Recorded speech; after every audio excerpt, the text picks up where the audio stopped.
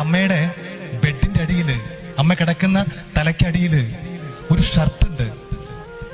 52 വർഷം മുമ്പേ മരിച്ചുപോയ എന്റെ ഏട്ടന്റെ, എന്റെ സ്വന്തം ജ്യേഷ്ഠന്റെ ഒരു ഷർട്ട് 52 കൊല്ലം മുമ്പ് മരിച്ചു പോയതാ.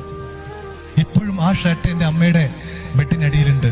ഈ വിഷു ഒക്കെ വരുമ്പോ, ഞങ്ങൾ വിഷു ആഘോഷിക്കുന്നവർക്ക് വിഷു വരുമ്പോ വിഷു കണി കാണുക എന്ന് പറയും.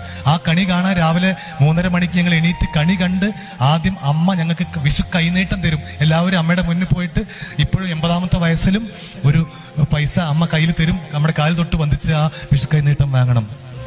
ആ വിഷു കൈനീട്ടം അമ്മ തരുമ്പോ ആദ്യം ഒരു 100 രൂപ നോട്ടെടുത്ത് ആ 5 വയസ്സിൽ മരിച്ചുപോയ എന്റെ ഏട്ടന്റെ ആ ഷർട്ടിനുള്ളിൽ ആ 100 രൂപ നോട്ട് വെച്ചു കൊടുത്തതിന് ശേഷമാണ് ഇന്നും അമ്മ ഞങ്ങൾക്ക് വിഷു കൈനീട്ടം തരുന്നത്.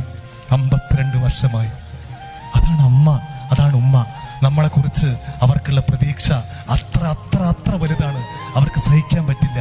അതുകൊണ്ട് ആ അമ്മയുടെ, ഉമ്മയുടെ ഒരു തുള്ളി കണ്ണീര് പോലും നമ്മൾ കാരണം ഈ ഭൂമിയിൽ വീഴാൻ ഇടവരരുത്. അമ്മയ്ക്ക് എത്ര പ്രാധാന്യമുണ്ടോ